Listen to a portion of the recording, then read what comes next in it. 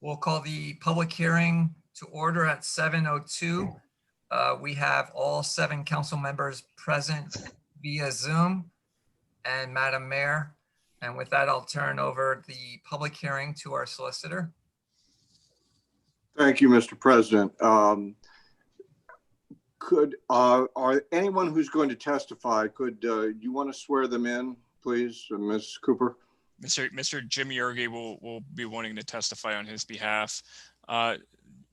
Dimick, would that also be anybody from the public? If they call in, we will have them swear in. Yes. Okay. So do you want to do them? Yeah. Do you want to do them now, or do you want to wait until the public comment period? We will wait till the public comment hearing. Okay. All right. Very good. Thank you. Okay. If everybody who is going to testify would please raise their right hand. You swear by Almighty God or affirm the testimony you're about to give in this matter will be the truth, the whole truth, and nothing but the truth. If so, please answer, I do. I do. Thank you. Okay, for the council, the mayor, and Mr. Yergi, this is a conditional use hearing. I have checked very carefully, and all the prerequisites have been met. The zoning officer has issued his report. The Planning Commission has issued its report as of 1/14/21, and the necessary advertisement has been done. Mr. Yergi has requested a conditional use for a craft production facility to be located in the BC zone at 235 Main Street. Because this is Mr. Berge, I know you're not a lawyer, but I'm going to lead you through it a little bit. Because this is a conditional use, it is a permitted use with the specific conditions that are set forth in the zoning ordinance. So it is your obligation to show us that your application meets those conditions. And if it does, then the board is supposed to grant your application, although they may add conditions outside of those that are contained in the zoning ordinance. Do you understand that, sir? Okay. With that, would you just state your name for the record, please? James Yergi. And your address? 5455 Northwood Drive, Center Valley, Pennsylvania, 18034. And I note that the application is in the name of Yergi Brewing LLC. Are you the principal of that I am. Limited liability company? Yep, I am the owner / member. And it operates at 235 Main Street? It will, that we're asking to operate there. We're currently operating at 518B Bank Street. Okay, well, with that prerequisite, since everything has been met, could you why don't we just have you tell us in your own words what you intend to do, your number of employees, issues like that. Parking, by the way, is not an issue in the BC zone except for employees. I looked at it. It looks like you meet that, but if you want to touch on that, that's fine. Other than that, please tell us what your intentions are. Certainly. So I'm going to try and walk through the things that are included on the application, which should hit the highlights that you require. Obviously, if I miss something, please ask. Okay. And just for general reference for everybody, we're hoping to close on the purchase of that property in mid-February and renovate the building and open late summer, early fall at the latest. The intention is to use it as both a production facility for craft beer and a tap room open to the public. Similar to what we're doing at our current 518B Bank Street location. That location will still exist, but will more than likely, it will no longer be a production facility. It may still have to be regulated as that from a TTB perspective in terms of, we may have barrels there or something, but I haven't figured all that yet with the lawyers. The production will occur typically Mondays through Fridays, 7 a.m. to roughly 6 p.m. The tap room will be open at least the hours that we are now, which is Thursday and Friday for, well, non-COVID hours are Thursday and Friday, 4 to 10 p.m., Saturday from 2 to 10 p.m., and Sunday afternoon from 12 to 6. We may extend the Saturday and Sunday hours a little bit, and we may or may not be open on Tuesdays or Wednesdays in the evening. To the public, there's no intention to be open during the day other than potentially, special events on occasion. We currently employ 1 full-time brewer and 3 part-time bartenders. In the new facility, we're likely to add a full-time cellar person slash assistant brewer, and additional bartenders, a bar manager, and possibly someone to deal with our social media. So there will be an increase of a couple employees as a result. In terms of the utilities, water, electric, and gas, there is water there that may or may not be sufficient. We've already discussed this with the renovation company, and we'll almost certainly be bringing an 1.5-inch line up to replace the 3/4-inch line from Green Street. We're planning to use Jordan Construction. They also, for those of you who may not know, did the renovation on the property immediately next door, which used to be Wentz Hardware, now Altitude Marketing. They did the same thing. They brought up the water main to that property. We will also,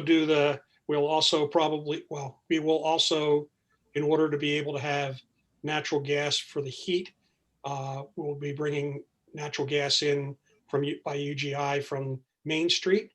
And the reason for that is that the existing units are all electric, and we are going to need to replace the HVAC because as the restaurant use for the tap room, we're going to need to have more airflow than the requirements that were there as a bank. So we have to replace the HVAC anyway. We want the higher efficiency of the natural gas for heating. In terms of electric, there's currently both I forget the proper name for it, but there's a 3-phase that's not a true 3-phase, and a single phase. So there's 2 meters on the property. We're hoping that we can get PP&L to bring up 3-phase, which does exist at Green Street, and drop us down to a single meter. They typically like to do that for businesses. It's a matter of whether they're willing or not. So that's the utilities. In terms of traffic, we're going to be open, as I said before, mostly nights and weekends. So during, the normal business day when there's a fair bit of traffic on Main Street, we're not open, although Saturdays, of course, can be busy. While parking is not a requirement, this particular property was of particular interest to us because it has 49 spots. As it's currently lined, it's 45 regular spots, 2 ADA and 2 handicap spots. We may move some of the parking around. So there's currently a drive-through that we could have potentially, we had hoped to potentially use that for food trucks, have them pull in under it and be able to have shelter when they were serving. It turns out it's not got enough clearance, and it would be too costly to basically rebuild it just for that. So we're likely to take that drive-through down and make that the driving side. Both sides appear to be about the same distance. We still have to go through all the code with that. We're not going to lose parking spots no matter what. So we would likely have that side for a one-way into the property and parking, replacing the parking on the southern side, which is not only it's sunnier, it's got bushes and such on the perimeter, so it's just kind of a nicer place to sit outside. And we do intend to have food trucks there, so we're going to try and set that up in such a way that there can still be a 1 lane out onto Main Street on that side, a driving lane only.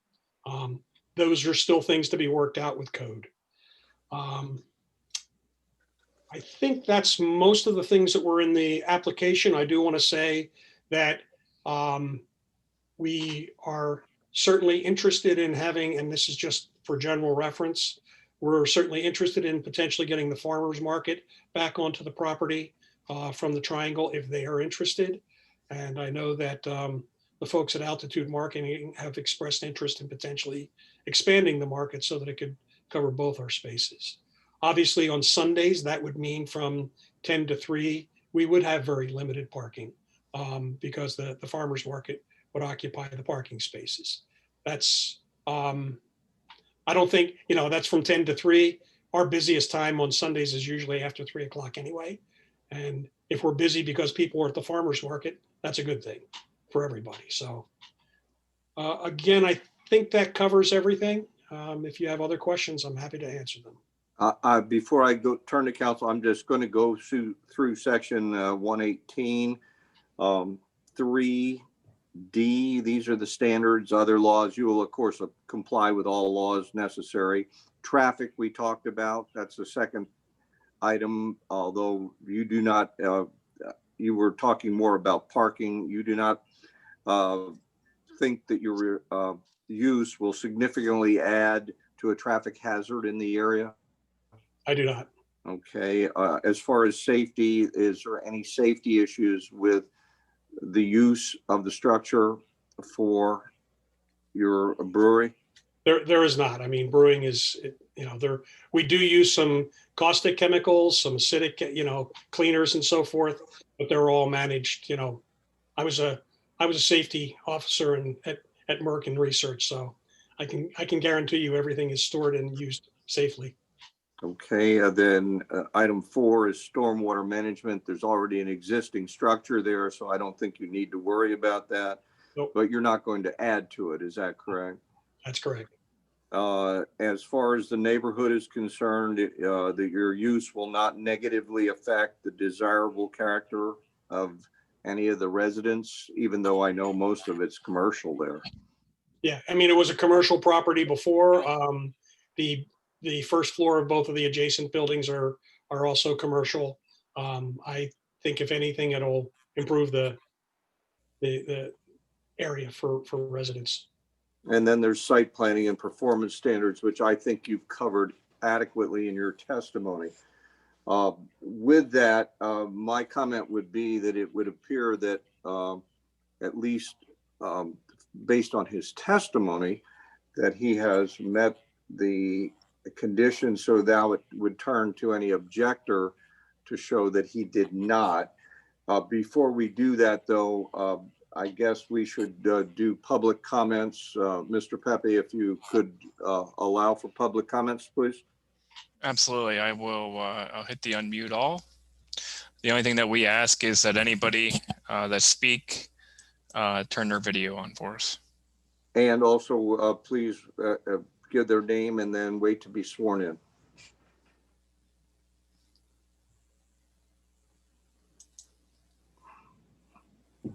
Is it open to the public, Mr. Pepe? Yes. Hold on. Let me Okay. ask all to unmute. Okay.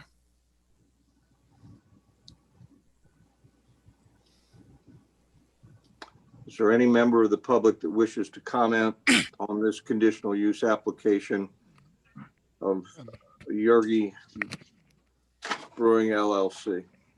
I'd like to comment. Okay, we'll need your name, address, and then we'll need to have you sworn in, okay? Yeah. All if, right. if you're able to put your video on, that would be appreciated. It says you cannot start your video because Is this you had Sandy? stopped it, Shane. Is this Andrew Stanton? Yes, it is. We'll hit your video here for you. All right. There you go, buddy. Thank you. Andrew Stanton. My address is 5886 Bluegrass Trail, Coopersburg, Pennsylvania. Okay, Mr. Stanton, you'll have to be sworn in. Could you do that for me, Sure. Mrs. Cooper? Sure. Please raise your right hand. Do you swear by Almighty God or affirm the testimony you're about to give in this matter will be the truth, the whole truth, and nothing but the truth? If so, please answer, I do. I do. Okay, sir, what would you like to add or question? Not a question, just a comment of general support. I completely support this initiative. I love Emmaus. bought my first home in Emmaus. I've worked at Rodale and Emmaus for 10 years, and I chose to start and grow my business here in Emmaus. And I think this is great for the downtown, Emmaus as a whole, the location, make it a destination. And I think everybody around up and down Main Street will benefit from it. As a business owner, it's going to be a great asset for my employees. I employ and pay pretty well some professionals who would love nothing more than to spend a little more time downtown and spread around a little bit of money and soliciting that and bringing more shopping downtown as well. So, and as a property owner, I own the building at 225 Main. I think it's great to get that building off the market. Frankly, I've seen a for sale sign out there for far too long, and everything about this just says, let's do this. This is going to be great for Emmaus. Thank you. Okay. Mr. Yergi, I assume based on that favorable testimony that you have no questions on that? I do not. Okay. Thank you. At this point, is there anyone else that wish to have public comment? Is there any indication of the same, Mr. Pepe? I see nothing. Okay, at this point, we will close the public comment and turn to any questions from Borough Council or the mayor. Does anyone have any questions on this issue? So everything sounds great to me. One issue that wasn't brought up is I read in the application that there will be live music at some point, and I'm not against it. I just want council's view on it. You know, if we set limits on like timeframes, how late the music can go or what. But I know we dealt with this before. We were doing the one on Broad Street, the Cave Brewing Company, I think, and we had set times, but I don't remember what they were. And then that fell through, so it never happened. So I don't know, Mr. Solicitor, if we don't set any time limits, can they do whatever they want, or is it, how is that handled? Normally, if they are serving alcohol, the LCB does require that no sound emanate from outside the establishment. However, this is a take-in, take-out establishment, as I understand it. You can go in or out with your alcohol. So in that situation, it would be preferable that if you wish to set timeframes, you either set them now, or I think, Mr. Yergi, you could agree to allow them to set them in the future if you wish. I would be fine with that. And I'll just comment, because this question did come up at the Planning Commission, and I apologize for not addressing it immediately.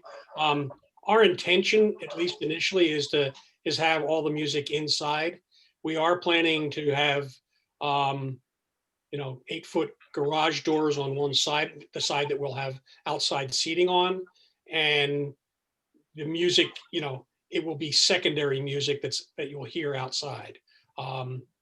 Whether we ever want to have music outside, I wouldn't want to have music outside past, 8 or 9 o'clock in the summer.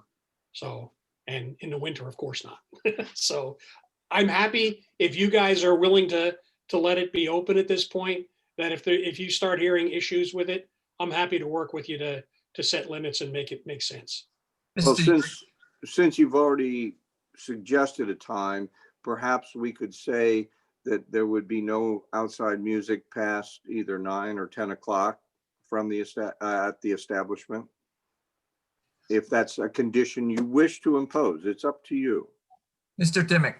Yes, sir. I wanted to ask him a question without me having to look on my iPad. What is the latest hour that you stay open at? Was it 10 o'clock or 11? So our typical hours are, we close at 10.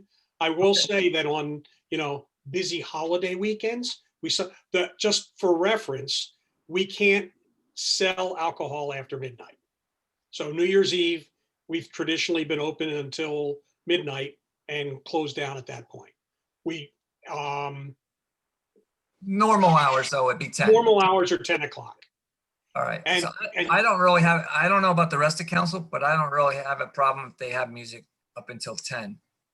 Whether we put that as a condition, that's up to, you know, up to. That it is up to you, but if you could put it in there and give him the right to come to you for a waiver. And Mr. Dimick, is if we don't address it now, we can address it in the future. You theoretically can. I would rather have, I mean, it's much stronger to address it now. Okay, so would somebody like to make a motion that music should not ever be played past 10 o'clock? Well, before you do that, Yeah. Brent, Jeff, is that the right way to do that here?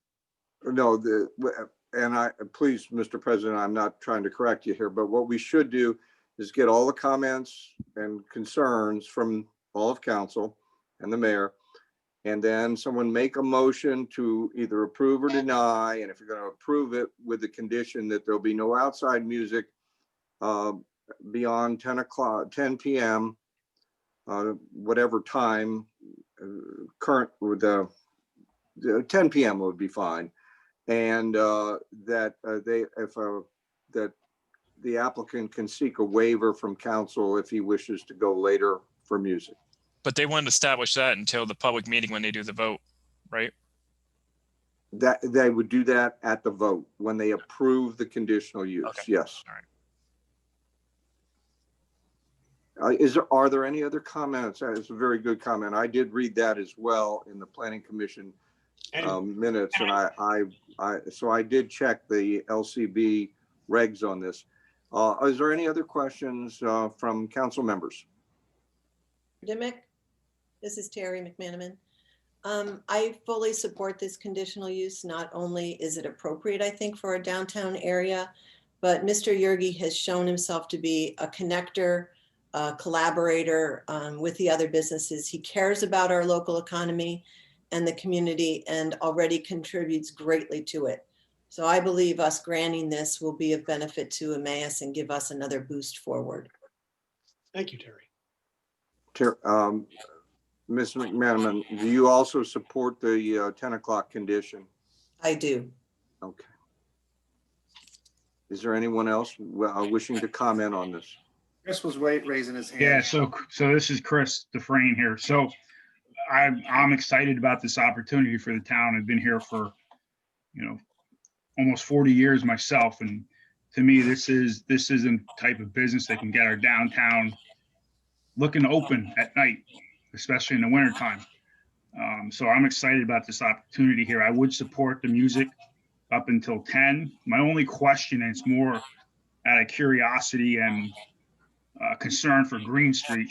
The way you're going to set up the in and out, is it going to be in one way and out the other onto Main Street, or are most people going out on Green Street? Because Green Street's already a disaster.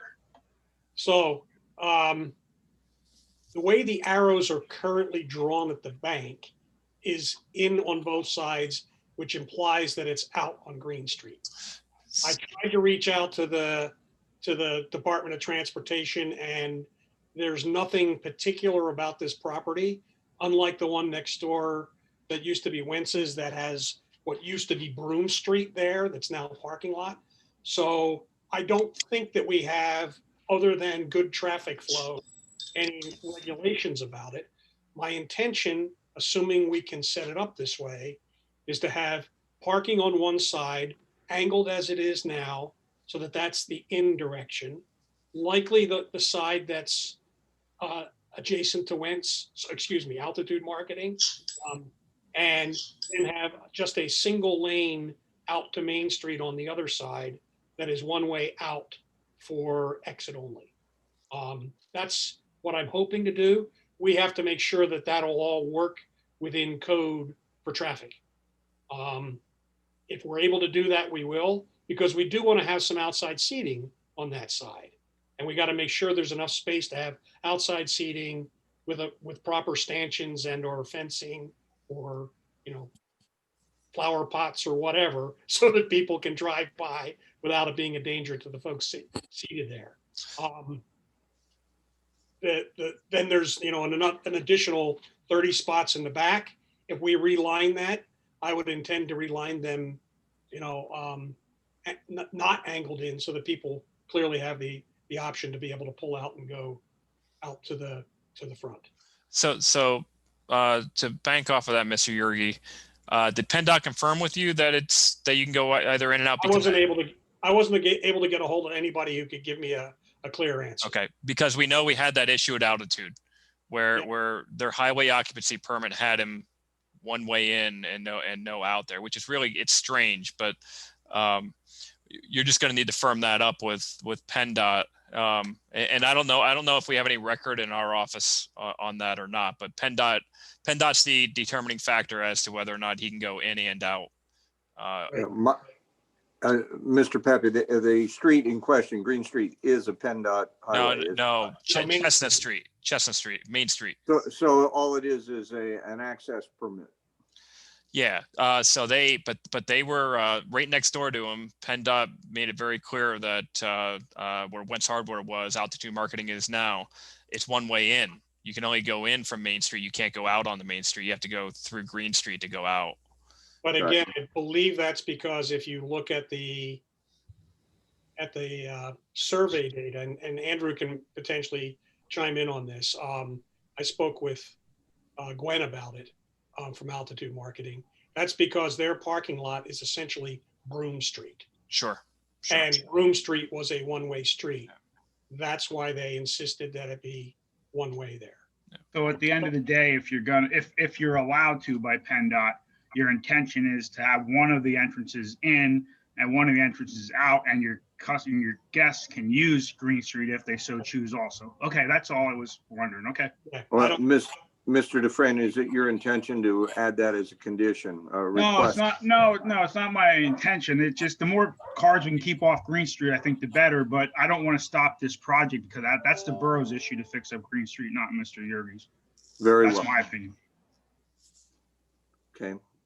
You know, I also want to have it that way, by the way, because we're going to have large trucks pulling in, and I want them to have the option to potentially be able to at least make a right out onto Main Street, because having some of the larger trucks go down Green Street could be an issue. Yep. Sure. Okay, I'm good. Any other comments from council? We have Jonas and Mr. Anders. I think Chad Balliot, put his hand up too. All right. So, who would like to go first? Jonas, you got it, buddy.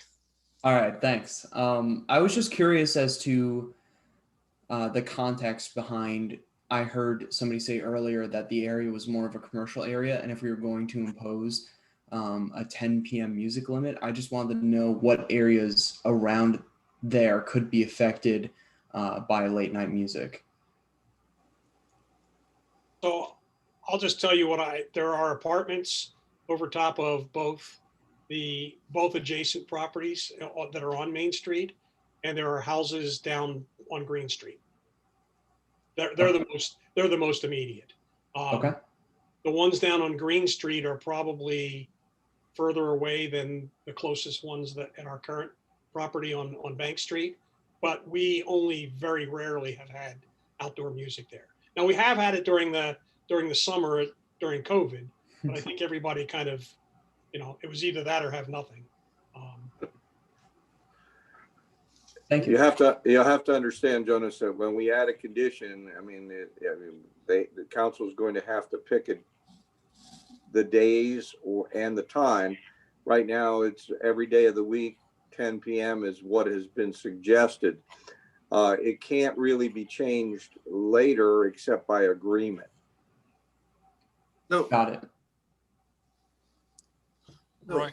Mr. Counselor, that was kind of my question is, let's just say a holiday, July 4th, which is a very popular day, and I'm sure Mr.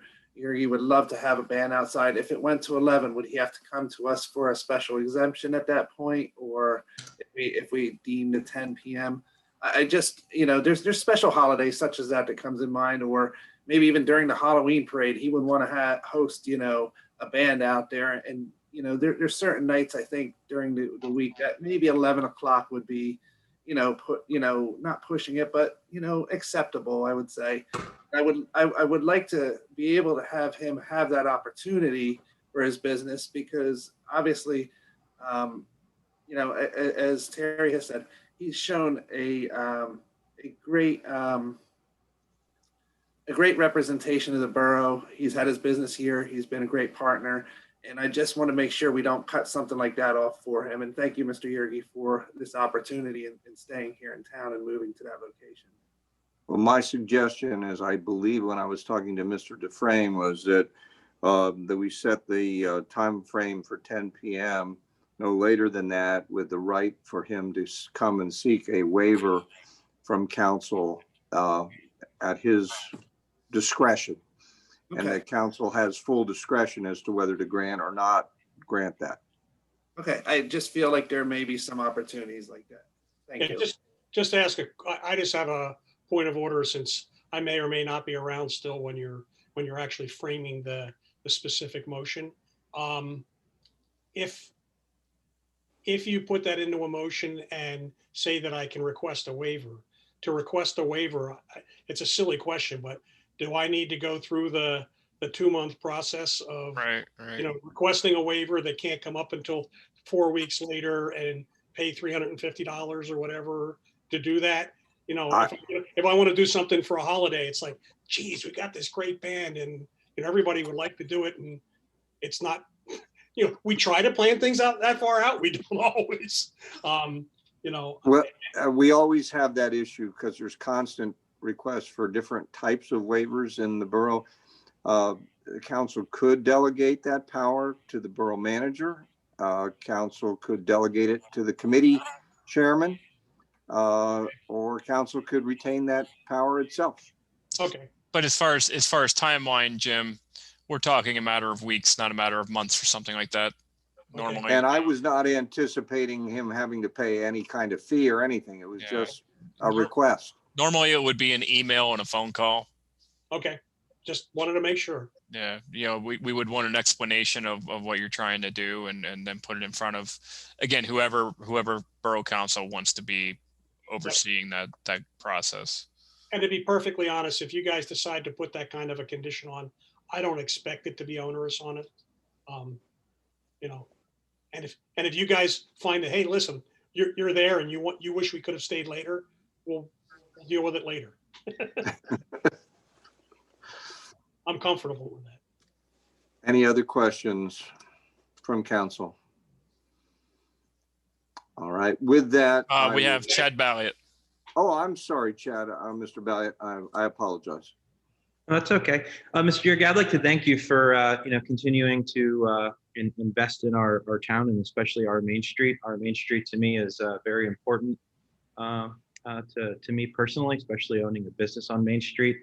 I definitely wish you all of the luck and sanity that you're going to need tearing apart that building. And you get to do it again. You just did it 5 years ago. And it's a great process growing.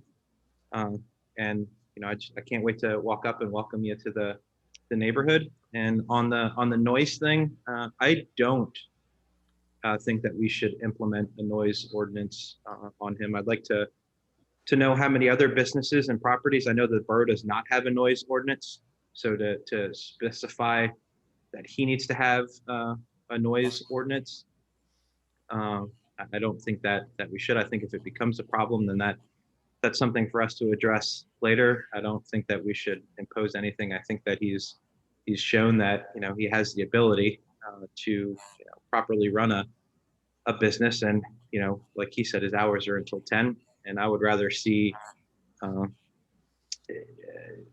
if there is an issue that we address it then versus limiting opportunity, possibly. And just so everyone's clear on this, even if we council imposes a 10 p.m.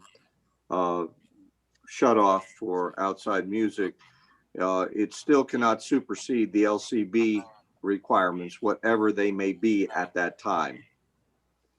And I'm sure Mr. Yergi understands that. I do. Do we have any other noise ordinance for any of the other breweries or distilleries in town? Can I jump in here?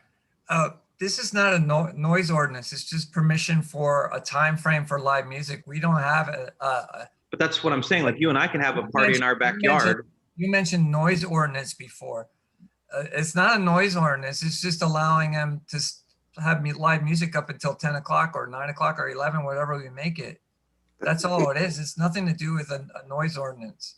Now, if I may try, Mr. President, you're totally correct. As a conditional use, you have the right to impose reasonable conditions upon this application. That's all. We're not making it any broader, making it any smaller. And if you were in an area where you if this was a permitted use and was not a conditional use, you couldn't do that. But since it's a conditional use, you have the right. You don't have to do it. And Mr. Balliot's right. If you don't want to do it, don't do it. It's your prerogative. And I do just want to correct something. When Mr. Balliot says we don't have a noise ordinance, that's not 100% accurate. We do have noise ordinances in the borough. But I think what you're trying to say is, Chad, noise regulations on something like this. Am I correct when you say that? Correct. Okay. And all I was saying is that that's what a conditional use is for, is to address certain issues and conditions that may be unique to the neighborhood or the use, and for which you feel something should be there for public health, safety, and welfare. That's all. And I'm not advocating it or opposing it, just trying to point it out to you. Do we put that condition now by motion? At the time you make the motion to approve the conditional use, Mr. President. During the regular meeting? Yes, sir. Okay. Is there anything else from council at this point? Mr. President, I turn the meeting back over to you for adjournment. All right. It was a good debate. Mr. Yurgi, I'm excited about this project. I'll call it a project because You will be. we have to see what it's going to be converted to. It was a bank. So now what's it going to be? I'm looking forward to seeing what you turn it into. So congratulations. And it's going to be a big plus for the borough. So with that, is there a motion to adjourn the public hearing? Motion by Councilman Anders, seconded by Councilman Balliot. All those in favor say aye. Aye. Those opposed say no. Meeting adjourned at 7:39. And for the stenographer, we will not need you for the motion at this point because it will be part of our minutes. So I appreciate you attending. Thank you. Thank you. Thank you for having me. So I can go, I should drop out now, correct? Yeah, Unless sure. you want to join the party at council meeting. You're always welcome to stay, but you're Off the clock. We're done with the hearing. Okay. And I presume you're done with me for now as well. Unless you just want to stay to see what the actual motion is, yes. I'd be happy to. I don't know how far down the agenda that's going to be. So It's a little bit, Jim. I mean, I can always contact you at the end if you'd like, as you had asked earlier today. yeah, that'd be great, Shane. Thank you. Yep. And thank you everyone for all your support. You're welcome. Good luck. Good luck to you. Thank you. Now, do we want to open it up to the press for him since he's leaving or No, not? No. Okay. No, not for a conditional use hearing. I mean, they can ask questions after our meeting, but not for this. Sure. All right. I was only saying that because he was still here. I'm ready when you are, Shane, for council meeting. Yep, let me just make sure. Okay, you're good to go. Was there something there that you wanted me back for? No, you actually put yourself in the waiting room. Yeah, I did. I was actually getting off and then realized I was hearing somebody say something. No, you're good. You're good. If you don't want to stay for the council meeting, that's fine. Shane will let you know Okay. what the outcome is. Okay, great. Thank you. Thank you. Ready, Shane? Yep. All right. I'd like to welcome everyone to the Emmaus Borough Council meeting. Please rise for the Pledge of Allegiance. It's 7:41. I pledge allegiance I pledge allegiance to the flag of of the United States of America, to the to republic the republic for which it stands, one nation, under God, indivisible, indivisible, liberty, with liberty and justice for all. That will make your head spin. It wasn't as bad as the last one. No, that was actually a little better. I thought that was pretty well done. All right. Before we go on with our meeting, I just want to let everyone know that we have County Executive Phil Armstrong in our virtual audience, and I'd like to welcome him. So it's nice to have him here. Personal appeals part 1. If anyone has a personal appeal, please state your name and where you're from, and you have 5 minutes for your appeal. Shane will unmute you and just turn your video on if you do have an appeal, and state your name.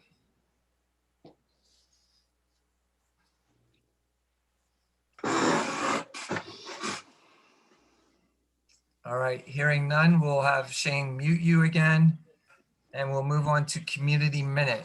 Does anybody have a community minute to bring forward? Yeah, hold on just a second. I need to mute everybody and then bring you guys off. Okay.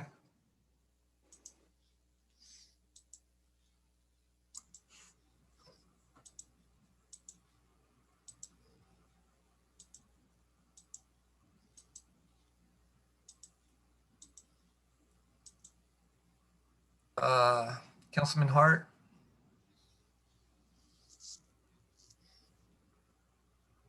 All right, community minute. Does anyone have a community minute to bring forward?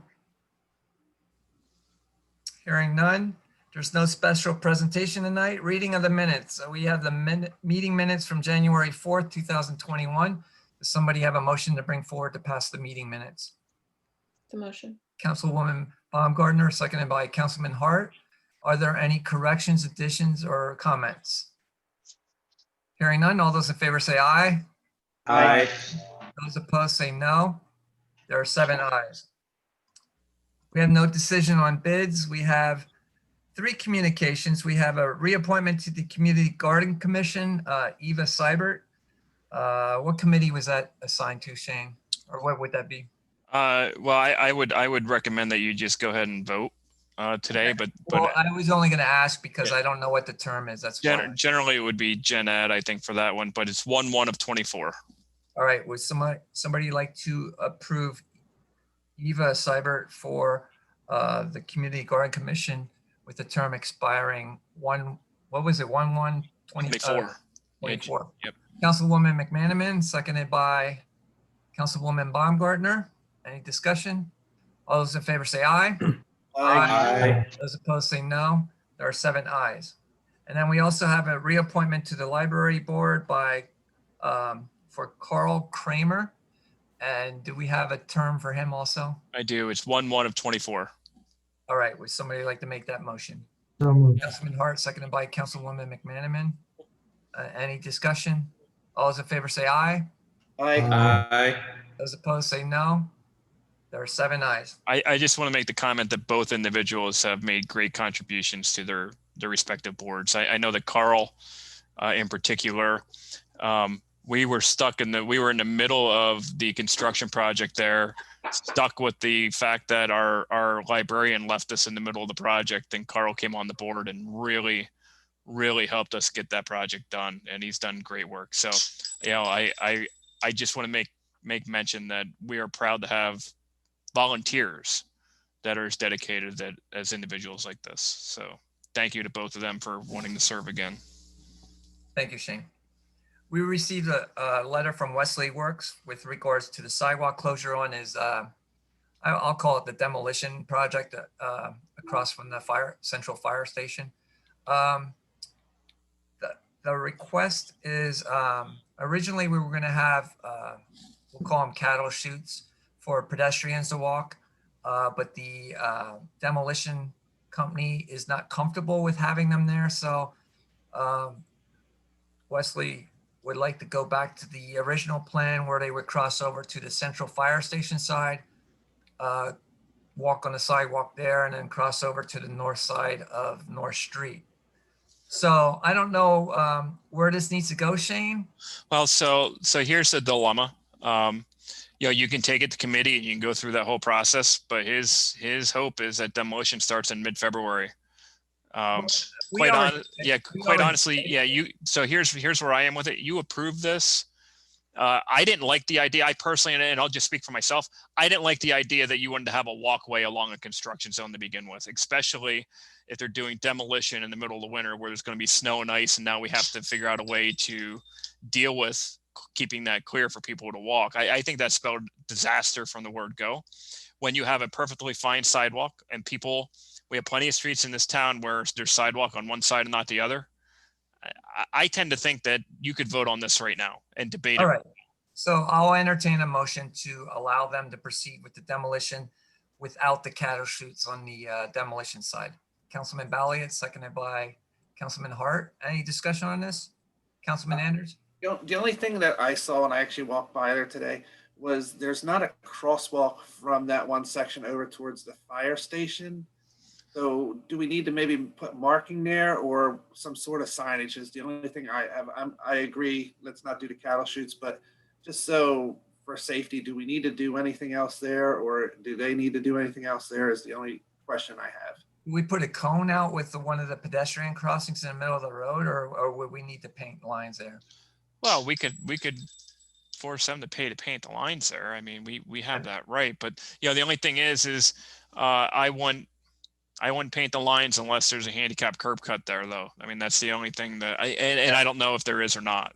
I don't recall that when I looked at it as I was walking by. So It is at an intersection, is it not? Yes. Yeah, at an alley. Well, we don't have alleys. Well, even at an intersection that's an alley, they're still supposed to give way to the pedestrians. If you wish to mark it, that's fine. If you don't, that's fine. It's enforceable no matter what. Okay. All right. So after that debate, anybody else have any other comments on this? Mr. Hart? Councilman Hart? Yeah, I don't think we have to put paint down. I think one of those pedestrian notifiers or kids walking across the street symbols in the middle of the road would be sufficient for the time it's going to take to finish the demolition. I'm good with that. I just thought maybe something there was all I was asking. Thank you. They're expecting the demolition to be done in, it's a 26-day process contingent upon weather. So we're looking at 4 weeks maybe. So, all right. Any other comments? All those in favor say aye. Aye. Those opposed say no. There are 7 ayes. Does anybody else have a communication that they received that they would like to bring forward? All right. There's no borough engineers report, solicitors report. At this point, I'll report progress, although I did work with Shane on getting the agreement ready for the educational opportunities for one of your employees. Other than that, progress. Thank you. Under unfinished business part 1, we have ordinance 1210, an ordinance amending chapter 15, part 4, subsection 405(2) and subsection 405(6)(a) of the Borough of Emmaus Consolidated Code of Ordinances to prohibit parking on trailers without attached motive power on borough-owned property, motor vehicles parked on borough property, and penalties for associated violations. We had first reading on December 1st of last year, and this would be our second reading for approval. Would somebody like to make the motion for ordinance 1210? Councilman Dufresne, seconded by Councilwoman McManaman. Any discussion on this? All right, so roll call vote. Councilman Hart, Aye. Councilwoman McManaman, Aye. Councilman Dufresne, Aye. Councilman Balliet, Aye. Councilman Anders, Aye. Councilwoman Baumgartner, Aye. Councilman Ladenburg, aye. There are 7 ayes. We have no new business, no unfinished business part 2. Does anybody have anything to bring forward that's not on the agenda? Hearing none, Madam Mayor, your report. Thank you. Nothing to report, basically, other than I administered the oath of office to Patrolman Hurd and also to Deputy Chief Shantz on January 4th. Actually, it was the 5th. and they're ready to go. Other than that, progress. Thank you. Committee reports, Public Works Committee Chairman Anders. Yes, thank you, Mr. President. Nothing for official action this evening. Did want to point out that we did get a Public Works report from Mr. Dyshala that you can review. And also, I just wanted everyone to review the our goals for 2021. They are listed there. I know Shane is also putting them together on a master sheet for us, but the goals are listed. We're going to be quite busy in Public Works and looking forward to this year. And with that, I'll report progress. Thank you. Health, Sanitation, and Codes Committee Chairman Balliet. Thank you, Mr. President. Tonight, I would like to, looking for approving the conditional request for Yergi Brewing. I think we had a good discussion at the public hearing, and looking over everything, I mean, they've absolutely met all the conditions. And I would like to put in the form of a motion to approve their conditional use with no other underlying conditions. There's a motion by Councilman Balliet. Is there a second? Councilman Dufresne. Any questions or discussion? Councilman Hart. Let's go back to what we were discussing regarding the 10 o'clock cap on outside music. My own feeling is, and I can't say enough about what this business has done for Emmaus and what it continues to do, but I do believe that putting that cap on there at 10 o'clock is something that should be put in motion to get approval. Okay. Anybody else comment? Councilman Dufresne? I just think there's PLCB rules and laws already on sound from places with a PLCB license. And I'd rather hear music than fireworks. I think if it gets to be ridiculous, then we can come back maybe. But I would rather not have a restriction either. Chris, if it's July 4th, you can have both. Exactly. So I would tell you, I would just suggest if you vote against the motion as it lies, that doesn't mean that somebody can't turn around and make an amended type of motion. The other thing that if you do make a different motion than this one, if for some reason this motion doesn't pass, I would also suggest giving a way for him to accomplish a waiver for extended hours if this motion doesn't pass. All right. Any other comments? Councilwoman McManaman. So I just want to remind everybody that Jim has been a good neighbor. He commented even now with music, and he does not have the intention of having raucous music after hours. It's not the kind of establishment that they are. So I understand what Mr. Balliet is saying. I also understand what Mr. Hart is saying, but this is definitely one business owner who is willing to do whatever it takes in order for him to be a good neighbor. And that's what I will comment on. Councilwoman Baumgartner. I was just going to comment that while I lean towards having a 10 p.m. limit, in the notes, I didn't see anything about neighbors bringing that up as an issue or raising a concern. And he seems to be a conscientious person who would probably reach out or, check or consider his neighbors if that would be a concern. And then I had a question for our solicitor. How difficult would it be if later we chose to add a limitation and didn't do it now? You could not legally add it later. You'd have to do it generally to the whole borough. Okay, thank you.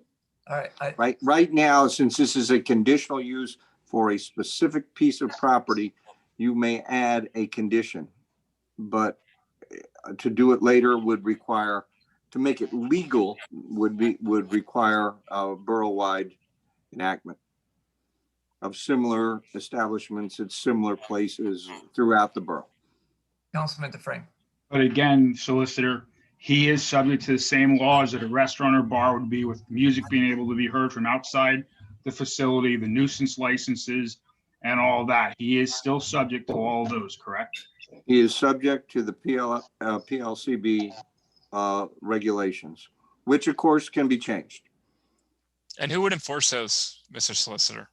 Right now, it is a branch of the state police that enforces it. And not local police? It is not local police. As you may know, that's a big fight over the Fairgrounds Hotel. Right, And there's one in Catasauqua, the same thing, where the neighbors complain constantly and they keep getting, it doesn't matter, but it's enforced by the state police. But if they set a condition at 10 p.m., do the local police have enforcement powers then? Our zoning officer has enforcement powers there. Okay. All right. Anders. Yes, I support it and Chad's motion without the time frame. I do believe Mr. Yergi will be a professional business owner and will address any issue. And if there is something, I think he would even let us know ahead of time, just my own personal opinion, let's just say July 4th, if it went a little longer, he would, he would probably give us a heads up, and therefore I support Chad's motion. Any other comments? Mr. President, I would simply ask that you do this by roll call vote. I think it's. I'm not finished. I have something to say. So. You're still going to want to do a roll call vote. Yeah, I'm not there yet. That's all I was suggesting. So, with the Mr. Yergi being an honorable business owner, I'm looking at it from a different perspective. As a person that has a DJing business for 33 years, sometimes DJs or bands will not listen to the owners, and they're having a good time and they might want to play louder than what the owner might want you to play, especially with live bands. And he may not always be there either. So it is an issue where sound could get out of control, even though the business owner wants it lower. So I just want to put that out there. I've gotten carried away a few times myself over the years, although I'm much better with it now. And the other thing too is, as a DJ or a band, sometimes the music where it's projecting to, you can't gauge it because you're behind the music. So that's another issue. That's just a perspective I'm putting out there. He may be the best business owner in town, but the people that are playing the music may not always listen. That's all I'm saying. So with that being said, if nobody else has any other comments, we will do a roll call vote only because we can know who's saying yes or no, because it's harder with the Zoom here. And if you vote no, that means we can bring up another motion with the time constraints. If you vote yes, that will pass Councilman Balliott's motion, but there will be no time limits and we will not be able to address it later. So with that being said, roll call vote. Councilman Hart? Nay. Was that nay? Nay. Okay. Councilwoman McManaman? No. Councilman Dufresne? Yes. Councilman Balliot? Yes. Councilman Anders? Yes. Councilwoman Baumgartner? No. So there's 3 ayes and 3 noes. Correct. Councilman Layberg is no. That's a 4-3 motion, does not pass. Just for my thoughts on time limits, my thoughts are Monday through Saturday to 10 o'clock with a cutoff at 8 o'clock on Sundays. If anybody else feels otherwise, they may make the motion, but those are my suggestions. Councilman Hart. I agree with your suggestion, Mr. President. I would also like to add to that he would have the ability to come to ask for special exemptions to council directly. Yes, I thought that was implied when we discussed it before, but yes, that would be a part of it, I guess. would you be willing to make that motion? Yes. All So right, moved. I just like the motion not to read special exception, waiver would be better, Mr. Pepe. Yeah, so let me get the motion right here, Mr. Hart. I You're move saying that, that Monday to outside- Saturday, 10 p.m. and then Sunday, 8 p.m. outside live music would be capped at 10 p.m. and that a waiver could be requested of council for a special occasion. you want it to be 10 p.m. on Sunday also? If he wants to be open at 10 o'clock, sure. Okay, I will be opposing that. I don't think 10 o'clock's appropriate on a Sunday night, but anybody else comments? Councilman Dufresne? Well, we, Yeah, I just have- Mr. I President, just have we'll a need question. we'll need Yeah, a second. we don't have a second yet. Oh yeah, I'm sorry. Is there a second? I'll second. Councilwoman Baumgartner, Councilman Dufresne.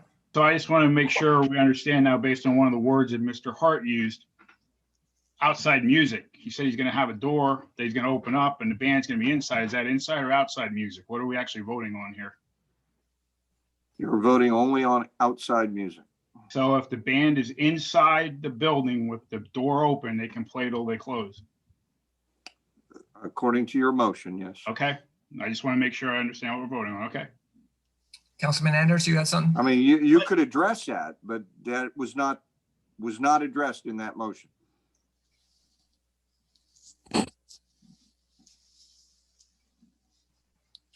Councilman Anders, you got a comment? My only comment was I did hear him say that Sunday was a busy day in the afternoon, later to the afternoon. So that's why I think 8 o'clock is a little early. So I just, that was just my. On a Sunday? On a Sunday that, yeah, he said typically, because he had mentioned about the farmer's market, and then typically his business doesn't pick up till a little later than that anyway, so. But he said it closes at 8 Then it closes at 6. At 6. or 6 and what's going to stay open to 8. So it won't matter if he closes at that time, if you don't have to worry about music being played outside. It does matter because he can still do it if we don't have it in place. He can go to 11 if he wants, if we don't, well, 10 if he wants to, if we don't have it in place. So, all right, any other comments? What other businesses that serve alcohol and also have live bands? What kind of restrictions do they have? What do the fire clubs have? So, Bolpies? So they're 2 o'clock, but we did the same thing when Cave Brewing, we put time limits on them on Broad Street, Chad. That's all I can say. If we don't do it, then they can play until 2 o'clock. So to get this right, like he can't have a band, but if the neighbor wanted to have a party in his parking lot, he could play until what time? Okay. Mr. Valley, could I address that?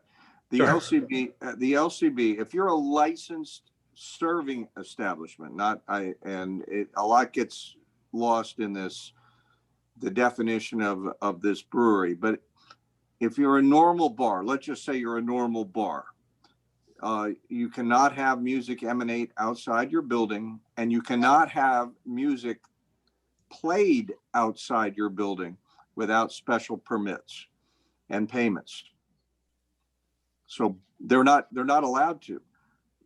You cannot have a bar with outside music in Pennsylvania without going to the LCB and getting permission. And they put all sorts of time constraints on it and decibel constraints and everything else. Well, and to answer Mr. Bally's question directly, we have a noise nuisance ordinance in place for people who want to play a band outside their house all night long or in the property next door. Like we have a policeable ordinance to address that. Councilman Hart, you have something? Yes, if my seconder would agree to amending, I would like to amend my motion to make it 6 on Sunday and 8 the other days, because I believe the second part of the motion that allows him to come forward with requests will permit him to do that if he has a special occasion. With the waiver, right? Yes, with the waiver. So Did I hear that correctly? can you Saying 8 restate p.m.? your motion then? I would move that we approve the Bergie project with the outside music capitation of uh, 10 o'clock on those days that the business is open until that time, and 6 o'clock on Sunday. And that he be permitted to request waivers directly to council for special occasions. So Councilman Hart, the way you just stated it, you're going Thursday through Saturday, but if he wanted to do Monday, Tuesday, and Wednesday, if he expands his hours, he would not be able to do it then because you just said the hours that he is open now. So do you want to amend that again? Yes, one more time. We'll take it Monday through Saturday till 10 o'clock and Sunday till 6 o'clock. All right, there's an amended motion by Councilman Hart. Is the second amended also? No. No? So then the motion dies for lack of a second. Somebody else can second. I'll second. There's a second by Councilwoman McManaman. Mr. Dimick, Yes, sir. this is a quagmire. I don't even know how to record this at this point. Did what they do, is that legal what they just did? I don't like the procedure. It is legal, but let's make it very simple. Could I ask the president to ask that all the motions, the current motion be withdrawn and the motion be made again so that the recording secretary, the manager, can accurately record the verbiage that is being used. I'll withdraw my motion. And you'll withdraw your second? Ms. McManaman? I didn't second the amendment at all. Oh, Yes. Ms. McManaman, yes, okay. All right. Now at this point, Mr. President, would you ask if there's another motion? Would you like to restate your motion, Councilman Hart? I'll try. I'll make a motion to approve the Yorgi Brewing project with the limitation of outside music to 10 o'clock Monday through Saturday and 6 o'clock on Sunday, with his ability to request waiver directly to council of those time limits on a case-by-case basis.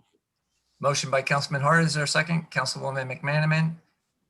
Discussion. President, Councilman Anders.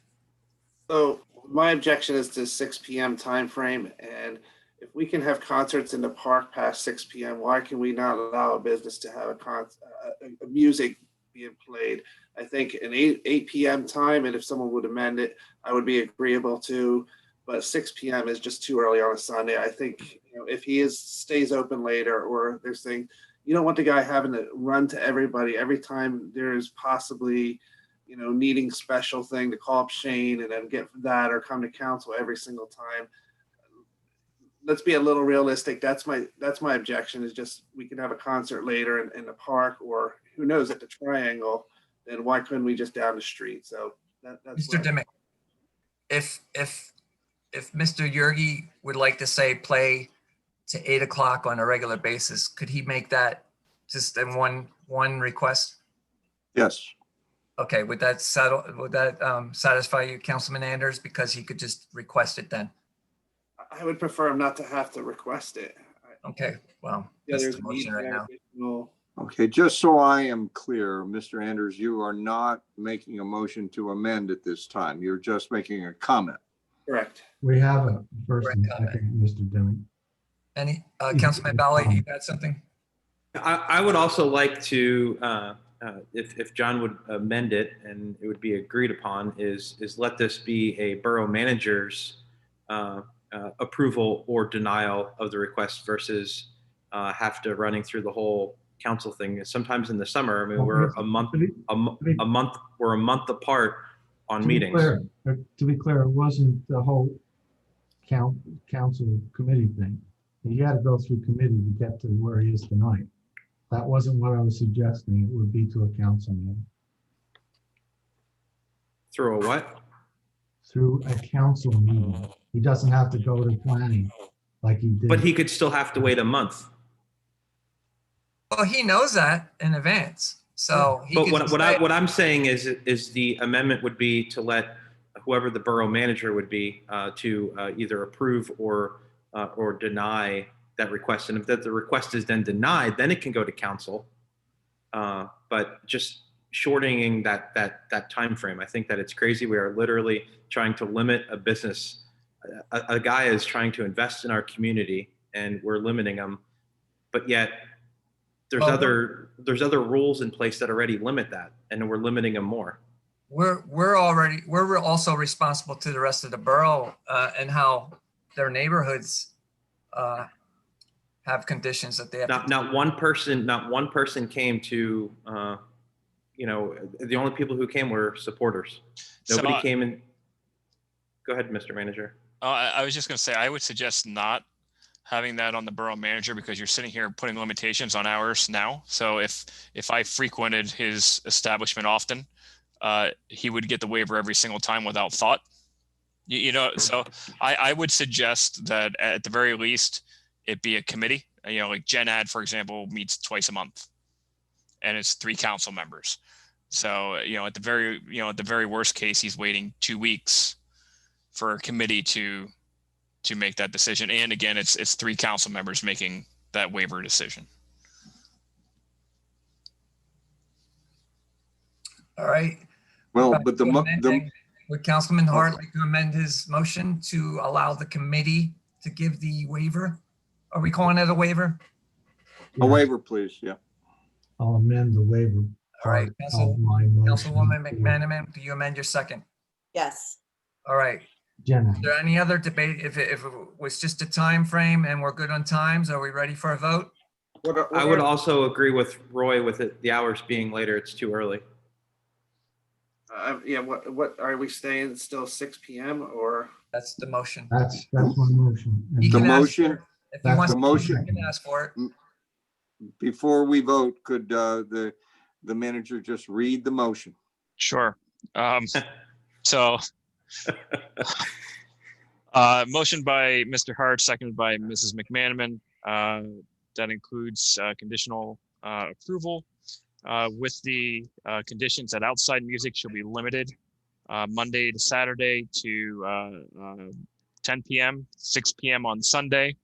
And it will include that any waiver would be sent to a committee of council.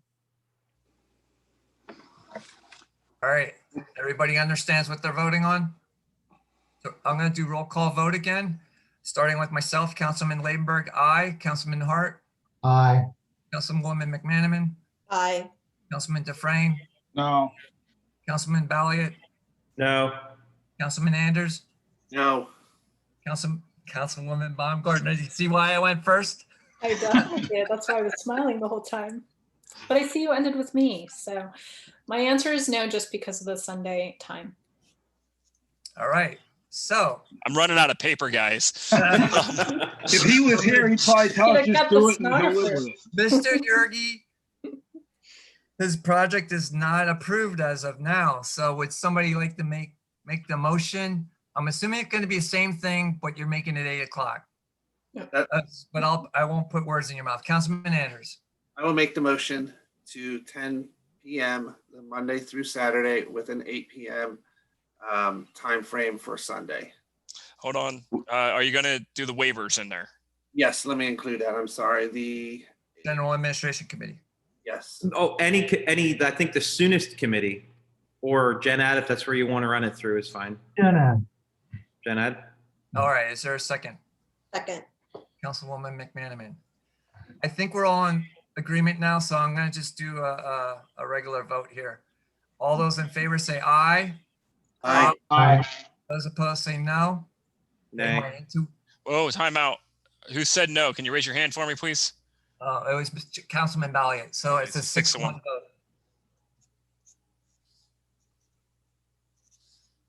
All right, guys, that took a while, but we got That was good. the result that everyone agreed on. Well, everyone minus one. My compliments to council. It did a very nice job of a difficult issue. I just want to say good luck to Paula on this one. Can't wait to see this. I know. So please look very closely at these minutes because they're going to be a mess. Chairman Balliet, still your committee. Yes, sir. Thank you, everybody, for that and doing that. I mean, that's I'm almost a year on council, and this is literally our first debate. I think it's great. At the end of the day, I think Mr. Yergi got what he needed, and our next meeting is going to be January 27th at. So in here in our meeting notes, it still reflects it's at 4:30, but it's actually at 4:45. And with that, I will report progress. Thank you. Parks and Recreation Committee, Chairwoman Baumgartner. Luckily, I have nothing for official action. But I do want to remind everyone that we are conducting our Parks and Trails and Recreation survey. There is a survey that we need public input on, so please take the survey yourselves if you haven't, anyone who's on this call. The information can be found on the Emmaus Borough website. Thanks to Councilwoman McManaman, we have that up on the homepage, so it's easier to find. And please spread the word to anyone else that you know, your families, your friends, etc. There is also an upcoming public meeting for the park study. It'll be a virtual meeting to gather more input. So if anyone visits parks, if they're athletes, if they use the playgrounds, run, walk, hike, whatever they may do in the area, we want them to have a say on the future of our Emmaus area recreations and open spaces. So that information will be on the, it's on the Borough website, and it's also on the Borough Facebook page. So please, if you are on Facebook, go to the Borough Facebook page and spread that, share that event as well. Yes, Mr. Anders. Just, it has also been shared to Emmaus Talk of the Town and Emmaus Facebook page as well, with all those surveys, and hopefully we'll get some more. Okay, great. Thank you. And with that, I'll report progress. Our next meeting is February 2nd at 4:45 p.m. That'll be virtual. Thank you. Thank you. Chairman Hart, Public Safety Committee. Thank you, Mr. President. I don't have anything for formal action tonight. Included in your packet, however, are the two annual reports, one from the fire department, one from the ambulance department. Just a quick comment on each one. No surprises with the ambulance in that they were down approximately 500 calls, mostly attributed to COVID and the fact that we weren't running the second unit. Interestingly, on the fire department, however, is we were up, and we were up by almost 200. And that was as a result of fire department assisting the ambulance and also the some service calls that were almost 50 or 60 above the previous years. Ironically, the fires remained exactly the same as they have been for the past 3 years at 63 or 64. I recommend it for your review. If you have any questions, I'd be happy to answer them next month. And the meeting minutes are included. We did, as the other committees did, came up with our goals for 2021, and they are in the packet for your information. Unless there are any questions, I'll report that our next meeting is February 8th at 9:15 a.m. via Zoom, and I'll report progress. Thank you. General Administration Committee is myself. We approved Ordinance 1210. We have a master's reimbursement agreement with Keith Miller to approve tonight. Hopefully you got a chance to read it, but basically it's over a 5-year term that we will pay for his tuition and other costs. And if he were to leave employment from the borough with a declining percentage of reimbursement back to the borough up to 5 years. If I'm saying that correctly, Shane? Correct.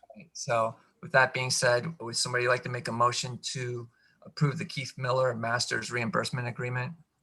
Councilman Dufresne, seconded by Councilwoman Baumgartner. Any discussion? All those in favor say aye. Aye. Those opposed say no. There are 7 ayes, and we wish him the best of luck with his schoolwork. We have an assistant borough manager's job description. It's, I believe, 7 pages that took a little time to put together, and I'd like to ask for a motion to approve that. Councilwoman Baumgartner, seconded by Councilman Anders. Any discussion on that? All those in favor say aye. Aye. Those opposed say no. There are 7 ayes. And then we also have a project manager job description also that I think is 6 pages. The reason we were approving both is because we're undecided on what direction we're going, but by having the job descriptions already on paper, it eliminates one step of the process, and this allows us to just move forward whichever direction we decide to go. So would somebody like to make the motion to approve the project manager? Woman McManaman, seconded by Councilwoman Baumgartner. Any discussion? All those in favor say aye. Aye. Those opposed say no. There are 7 ayes. Then we also have the ambulance billing RFP to approve. But that's, As you know, we've been working on this for probably, did I skip something? yeah, that's budget and finance, buddy. Oh, my iPad skipped on me here. We want Chris to have something to do tonight. All right, so that is the only thing on my agenda then, and our next meeting is January 28th at 9 a.m. on Zoom. I report progress, Budget and Finance Committee Chairman Dufresne. Sorry for jumping the gun there. Not a problem. Thank you, Mr. President. So first item for action tonight is Resolution 2021-4. It's a bill list resolved by the Borough Council to authorize payment of the January 18th, 2021 bill list as follows. Bill list $217,253.62. Payroll number 1, $164,639.86. Payroll taxes, $53,587.82, for a total of $435,481.30 done this 18th day of January 2021, and I'll put that in the form of a motion. It's a motion by Councilman Dufresne, seconded by Councilman Balliet. Any discussion? That's one of the lower bills that I've seen. 400 some thousand, that's pretty low. I do have one question. I saw on one of the pages there was 3 bills for Staples and they were all 0. What would be the reason that it would show up on a bill, but the amount would be 0, Shane? Mr. Labour, I can't answer that right off the top of my head. This is something I saw for the first time. That's why It may have shown up just because it was some kind of line item adjustment from one to another. I don't know that answer. If it's 0, it's probably a line item adjustment when they were cutting a check to them. They probably took it out of the wrong line item and adjusted it, and it showed up on the bill list. Okay, I'm just asking because I never saw that. That would be my best guess. All right. Or using a new card for the first time, Yeah, that could be. testing the electronics of it. All right. All those in favor say aye. Aye. Those opposed say no. There's 7 ayes. If you'd like, Mr. Labenberg, I'll get an answer on that. Maybe you just want to find out. Yeah. If it was, done on purpose or if it was a mistake. Okay, next you can see the significant revenue and expenses for the first half of January 2021. And then next, as Mr. Labenberg discussed, we have a ambulance billing RFP. So this is a 60-page RFP. So I'd like to say that, Shane's been working on this for a while with our committee, and I'd like to compliment Shane on the approach he took towards this by getting, some outside help and, running some things by and working close with the Budget and Finance Committee here on getting this to where we want it to be here. So I'm going to make a motion to approve the RFP for the ambulance billing service. Motion by Councilman Dufresne, seconded by Councilman Hart. Any discussion? Councilwoman Baumgartner? I just wanted to point out, it's something minor. On page 37 and 39, there's a place for signatures and there's a year, and it's the wrong year. I'll take care of that. I saw that too in that copy. Councilman Anders? Just real quick, that I am correct that this will also cover the ambulance subscription, excuse me. And I know a lot of people are anxious for us to have that once again. Am I correct, Shane? No, you are not correct. No? Okay. This Listed on page 6 where it said ambulance subscription. Yeah, no, what it talks about is that they're going to work with the ambulance subscription. We have a separate RFP we're doing with the ambulance subscription. Okay, thank you for the clarification. No, not a problem. Yeah, no, we are not having this company manage subscriptions. We have it's another type of RFP and professional service that a billing company wouldn't necessarily handle. Okay, I apologize for the confusion. I just wanted to make sure. Nope, not a problem. Good question. Anyone else? All those in favor say aye. Aye. Aye. Those opposed say no. There's 7 ayes. Okay, you can see our meeting notes there, and just like the rest of the committees, we put together our goals for 2021 here, so you can read them. And I'll report progress. Our next meeting is January 28th at 11 a.m. on Zoom. Thank you. Community Relations Planning and Development Committee, Chairwoman McManaman. Thank you, Mr. President. Nothing for official action this evening. Our January meeting notes are attached. The committee did review and finalize our 2021 goals. We reviewed 2020, talked a little bit about what we accomplished, and for 2021, we will be working closer with the Emmaus Planning Commission on the visioning and planning. We'll work on the development of the plan and that future. We're working on more interaction with the 3 historic sites. Although the Historical Commission conversation has lagged a little bit, we will push ahead for a 5-year plan, asking the historic sites for a 5-year plan. We will be looking at a large gathering ordinance. And as far as mural and signage, we're going to take a look at a storefront signage ordinance. So unless there are questions regarding what you read in the meeting notes, our next meeting is Monday, February 11th at 4:30 p.m. via Zoom, and I will report progress. Thank you. Junior Council Members Report. Jonas. Hi, tomorrow marks the return of hybrid learning. Students in Group A will be at school Tuesday and Wednesday of this week, while students in Group B will be in school Thursday and Friday. LCTI is still remote. The school has partnered with the Center for Humanistic Change to bring parents a presentation on parenting through crisis, and that is going to take place in February. And I also just wanted to add, I appreciated today's conversation. I haven't seen you guys sort of debate something like this since we've had the water issues a little over a year ago. So it was really cool to see something like that and the discussion that happened around that. And with that, I report progress. Thank you, Jonas. You have four sets of various meeting minutes from our different groups in the borough. Personal appeals part 2. If anyone has a personal appeal, please state your name and where you're from and turn your video on. We'll allow Shane to unmute you. Actually, at this time, if nobody has anything to say, I would like to have County Executive Phil Armstrong, if he would like, just to tell us what's going on with the county and anything exciting that would interest the borough. Okay, I've been unable to okay, let's see. And I know you like to talk, Mr. Armstrong, so I'm giving you an opportunity. No, well, you know, it's the time of year where I'm out visiting all of the 25 municipalities, but it just doesn't seem right not sitting here watching you up there. But it's something we're going to have to work through. First, I'd like to thank Emmaus for your cooperation in this last election. You became one of our sites for our drop boxes, allowed us to put cameras in, and Shane was a tremendous help to us. So I'd like to thank you very, very much for that help.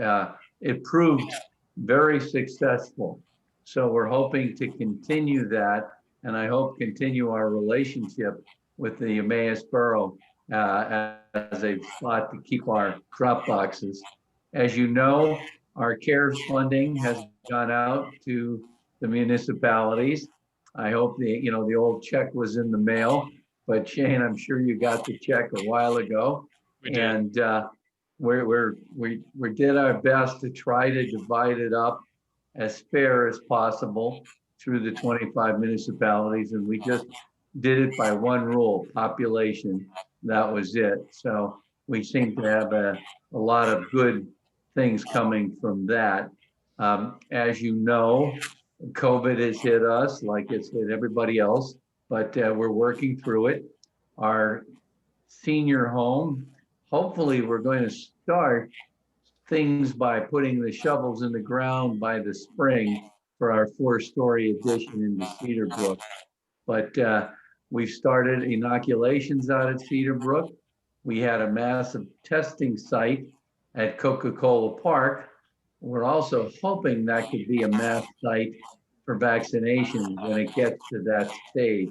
So these are the kind of things we're working on daily, and every day. I used to say every week is something new. Now it's every hour, but we seem to be working well. I was asked the night it was on, I guess, Business Matters, anything positive that came out of this? And I think yes. We work together with nonprofits, municipalities, emergency responders, government and businesses. Everybody has worked together, like your debate tonight, on finally getting a great resolution that probably will work the best for everybody. That, I think, local government is where we see people working together. So despite what's going on other places in our country, I'm real proud of what's going on in Lehigh County. And I've enjoyed being over Emmaus. Your Christmas triangle, the reindeer. It's always a fun day. So I always try to get out there. I get my bike repaired. I won't want to do any endorsement, but there's a place on Main Street there, Chestnut Street.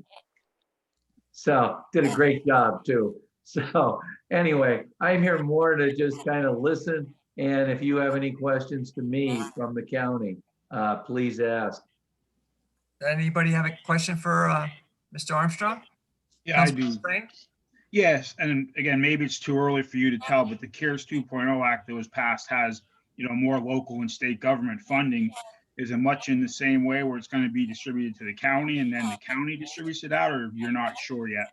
We're not sure yet, but one of the things that we did that no other counties in the state did, we partnered up with Northampton County, Senator Brown and Senator Boscola, and the Northampton County executive and I had a meeting and decided to put some of our CARES money together to fund things like Lanta, Arts Quest, things that we share.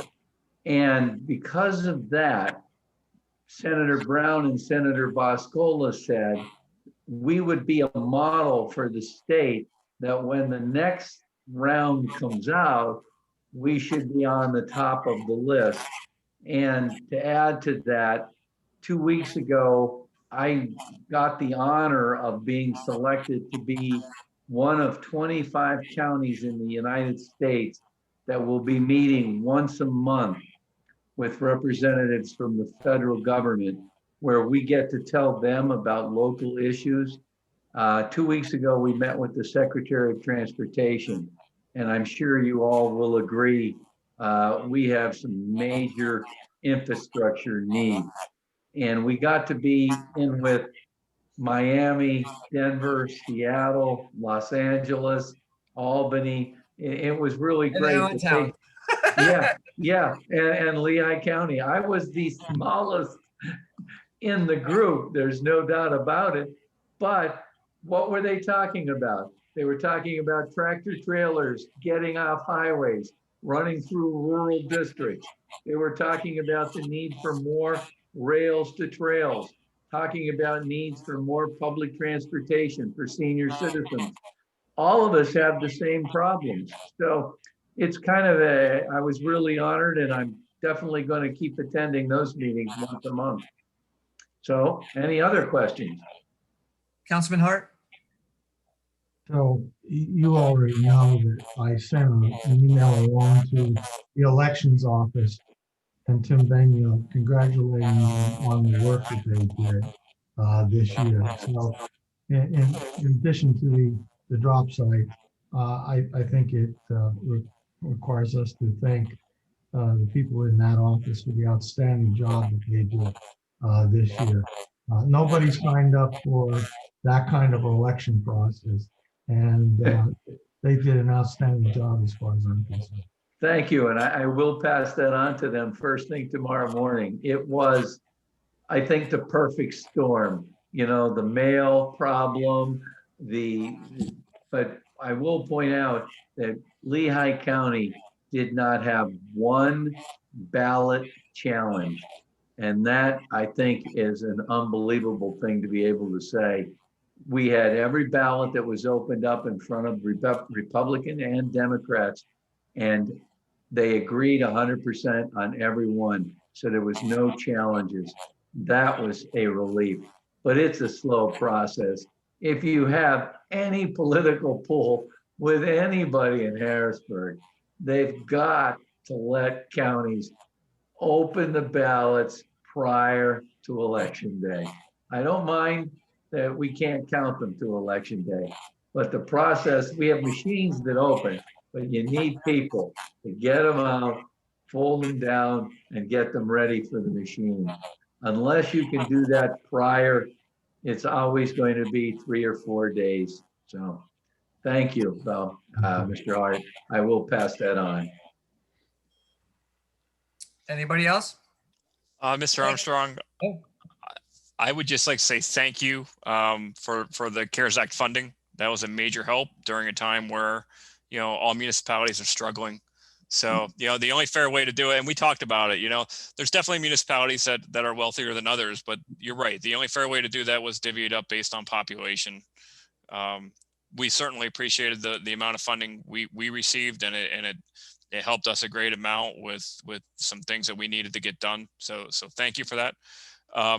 The drop box, you know, the mail-in ballot, I never in a million years thought I would have seen the number of people walk through our door than what we saw. I mean, it was crazy. And what I will say is, you know, the sheriff's office, I mean, we were calling them, especially for the first couple of days, we were calling them 3 or 4 times a day to come over and empty it, because people were showing up like they were there for the Allentown Fair food that they weren't able to eat. I mean, it was a busy process, and you know, we all made it work, and I'm glad that it got done and people were able to vote.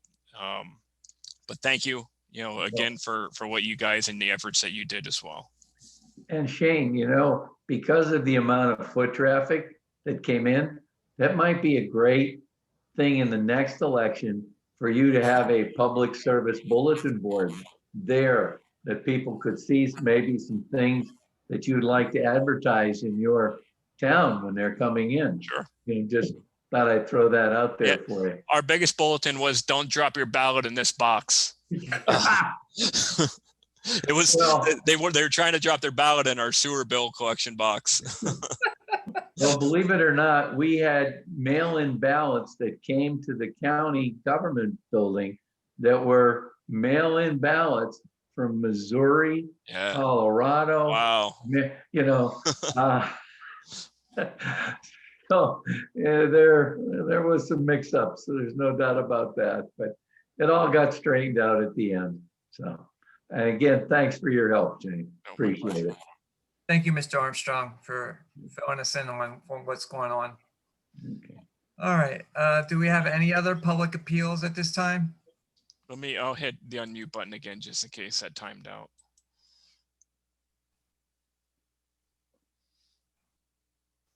All right.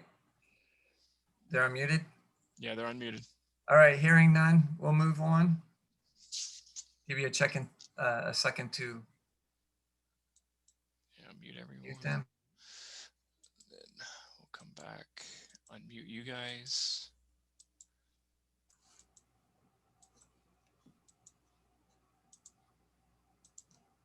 Okay.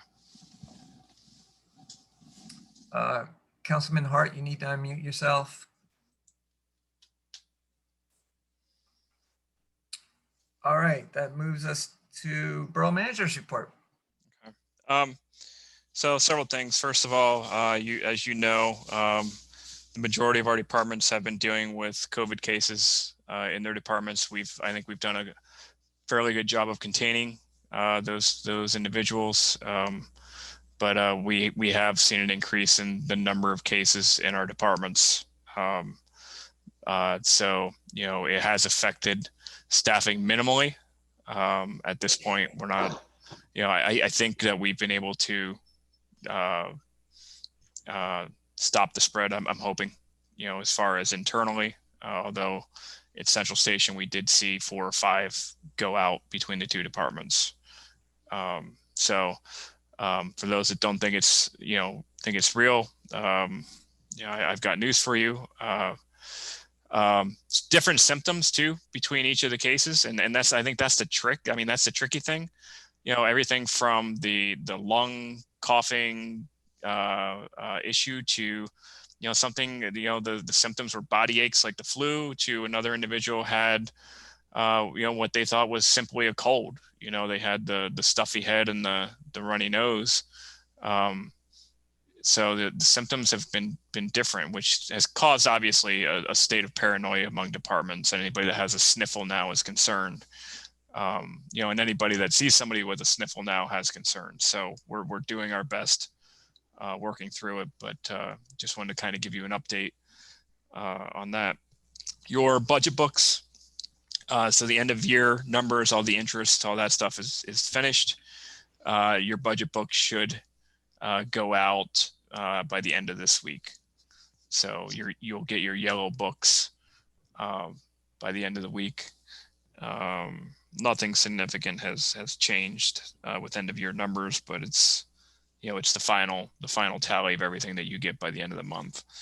I sent you each an email this evening regarding the latest set of plans from the architect. I think there were 4 or 5 documents in that set of plans. Please read over them if you're available tomorrow for our committee meeting. I think that's a very important committee meeting. You'll see why when you read through the documents. And the last thing I have to share with you is Deputy Chief of Police Troy Shantz starts his civil service process this week. I am administering his written exam this week, and I believe his oral board is next week, next Thursday, I want to say. I think it is next Thursday. I think his written exam is this Thursday. The hope is that you will be doing your certification for him on February 1st, I'm hoping. I think his oral board is next Tuesday, actually. I think the written is this Thursday. So the goal is that civil service will be meeting late next week to certify and then send it over to you to formalize. So other than that, you've seen what we're doing in the committee level. We've got a lot going on. If you have any questions, please feel free to ask. Otherwise, I will report progress. Thank you. Under President's Business, I failed to wish everyone a happy Martin Luther King Day. So we're at the end of the day, but I don't know how many people had off and how many people had to work, but I had to work anyhow. And thanks, Shane, for mentioning the fairgrounds. I'm hungry for funnel cake now. And the committees, you were all asked to do your goals. And I just want to stress that maybe each committee can prioritize top to bottom what's the most important to get done. And maybe things on the bottom of the list, if we don't get to them, it's all right. Because as you know, we have a full agenda this year, and we don't have a assistant borough manager or project manager yet. And we have Shane doing all this. So one, we're going to have to do our legwork with reading on whatever he says, read this to catch up and understand what's going on. And also, I would like to ask that we don't bring anything new forward unless it's something that we have to deal with at current time because it's an emergency type thing. So with that being said, I'll ask for a motion to be adjourned. Motion. Councilman Balliet, seconded by Councilman Dufresne. All those in favor say aye. Aye. Those opposed say no. There are 7 ayes. I was going to ask if the press wants to ask any questions, but they both left. And the only ones in our audience now are the fire chief and Lynn. Now just Lynn. So that's it.